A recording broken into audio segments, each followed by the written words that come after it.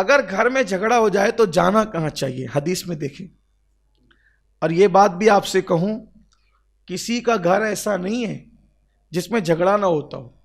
جو لوگوں کے گھروں کے جھگڑوں پہ تبصرہ کرتے ہیں انہیں حق نہیں ہے. جھگڑا ہوگا گھر میں، اگر گھر ہے تو ہوگا. جہاں گھر ہے، کچھ لوگ کہتے ہیں ہمارے گھروں میں نہیں ہوتا. میں نے کہا میں نہیں مانتا، اس لیے کہ اس گھر میں ہوتا ہے جس گھر کو عرش بھی رشک کی نظر سے دیکھتا ہے. لیکن یہ بات اور ہے کہ کوئی نرم ہوتا ہے کوئی گرم ہوتا ہے، لیکن ہوتا تو سب کے یہاں ہے.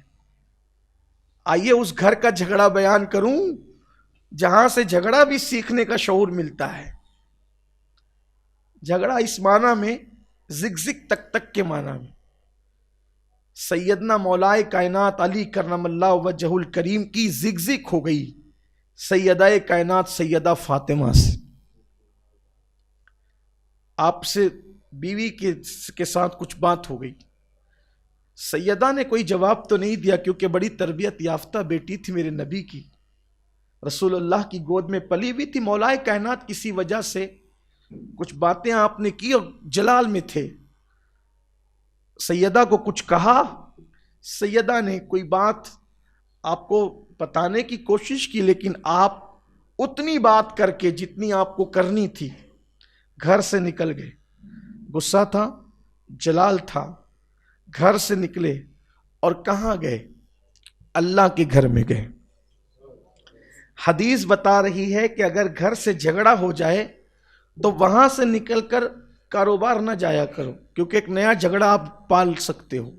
ہوٹل پہ نہ جایا کرو، وہاں کسی سے زگزگ ہو سکتی ہے. آپ دوستوں کی محفل میں نہ جایا کرو، کیونکہ جب آدمی کا دماغ گرم ہو، چڑچڑا ہو، تو پھر وہ کسی نہ کسی سے لڑتا ہی رہے گا. وہ ایک جھگڑے کو چھوڑ کے گیا تو پہلی بات تو ہم یہ دیکھتے ہیں کہ لوگ جھگڑا چھوڑ کر کے جانا ہی نہیں چاہتے کیونکہ وہ بہادری کے خلاف سمجھتے ہیں.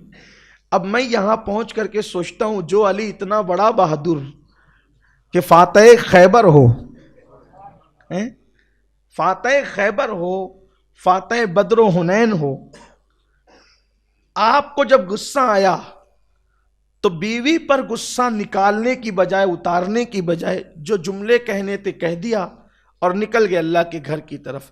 مطلب بہادروں کا کام بیوی کو گالیاں دینا نہیں ہے، بہادروں کا کام بیویوں کو مارنا نہیں ہے، بہادروں کا کام بیویوں کو طلاق دینا نہیں ہے، بہادروں کا کام اپنے بازوؤں کی طاقت کا اثر بیویوں پہ اتارنا نہیں ہے.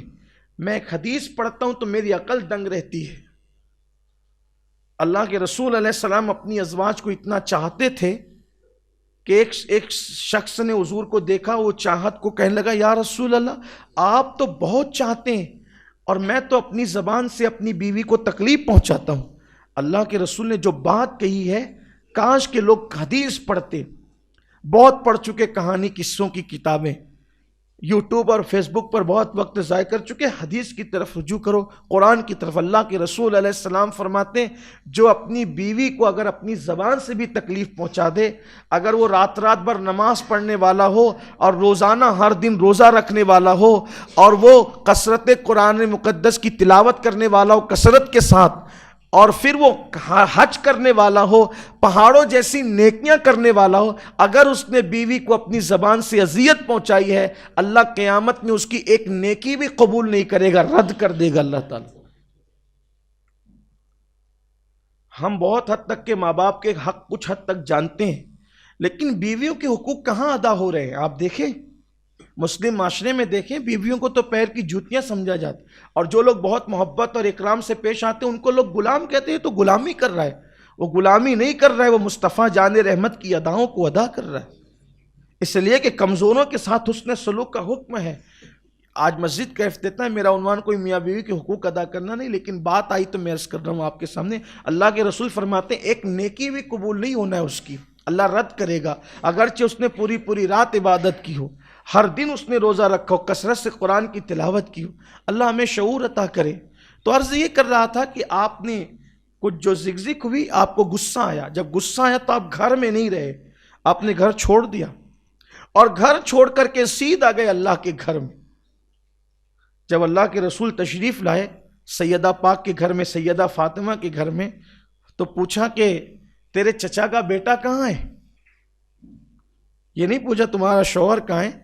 کیا فرمایا؟ حضور کے یہی انداز ہے، گفتگو کا لہجہ یہی ہے. اگر اس پہ گفتگو ہو تو بہت لمبی گفتگو ہو کہ وہ کس شان سے باتیں کرتے تھے. کہا تیرے چچا کا بیٹا کہاں ہے؟ کیونکہ زگ ہوئی تھی نا، تو تعلقات گنائے جا رہے ہیں. یعنی جو تیرا شوہر ہے وہ صرف شوہر نہیں ہے، بہت قریبی رشتہ بھی ہے. حالانکہ وہ ہیں حضور کے چچا کے بیٹے، لیکن مجازن عرب والے ایسا بولتے تھے. جیسے حضور نے کہا تیرے چچا کا بیٹا کہاں ہے؟ کہا اس کی حضور وہ کچھ بات کر رہے تھے اور انہیں جلال آیا، تو میں نے انہیں اپنی بات سمجھانے کی کوشش کی لیکن وہ نکل گئے. اللہ کے رسول علیہ السلام اپنی تربیت پر کتنا یقین تھا حضور کو. حضور نے میں ٹھیک ہے. حضور اپنے سیدہ کے گھر سے نکلے اور علی کو ڈھونڈنے کہاں گئے. حضور کو یقین تھا کہ میں نے جو تربیت کی اس کے خلاف نہیں ہوگا. حضور پہنچے سیدھا مسجد میں تو مولائے کائنات مسجد کی زمین پہ لیٹے ہوئے تھے. یہ بھی حدیث پاک میں ہے کہ جب غصہ آئے کھڑے ہو تو بیٹھ جاؤ، اور اگر بیٹھے ہو تو لیٹ جاؤ. پھر بھی غصہ نہ جائے تو ٹھنڈے پانی سے وضو کر لو، غصہ چلا جائے گا.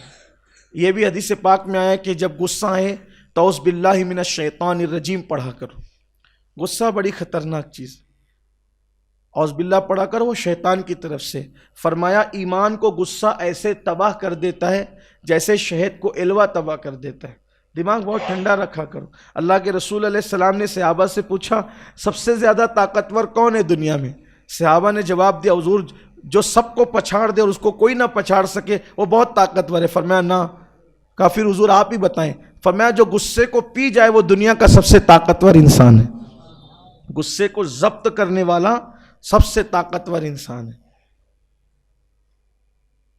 تو اللہ کے رسول گئے تو دیکھا کہ وہ زمین پہ لیٹے ہیں، اور چونکہ اس وقت مسجد نبوی شریف میں چٹائیوں کا کوئی نظم نہ تھا، سجدہ بھی لوگ بغیر چٹائی کے کرتے تھے. بلکہ جب بارش آتی تھی تو صحابہ کی ناک اس زمین میں دھس جاتی تھی کیچڑ کے اندر.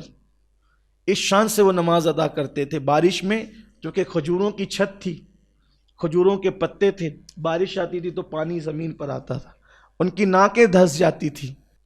اللہ کے رسول علیہ الصلوۃ والتسلیم کو اپنی تربیت پر اتنا یقین تھا. سیدھا گئے مسجد میں تو دیکھا کہ مولا علی زمین پہ لیٹے، چادر ہٹی ہوئی ہے اور آپ کی پیٹھ جو ہے وہ کھلی ہو کر زمین پہ لگی ہے، اور آپ کی پیٹھ پر مٹی لگ گئی ہے، مٹی لگی ہوئی ہے. سرکار نے قم قم یا ابا تراب، اٹھ اٹھ اے مٹی والے.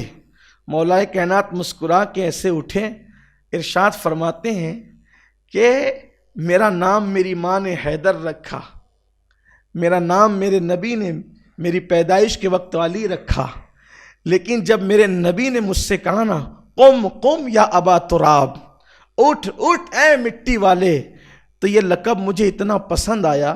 پھر اپنے نام سے زیادہ مجھے اگر کسی چیز سے محبت ہو گئی تو اسی لقب سے محبت ہو گئی. اسی لیے آپ کو بو تراب کہتے ہیں، ابو تراب کہتے ہیں. یہ آپ کی شان ہے. مطلب یہ کہ جب مسلمانوں کا جھگڑا ہوتا تھا، بتانے کا مقصد یہ کہ وہ مسجدوں میں آتے تھے.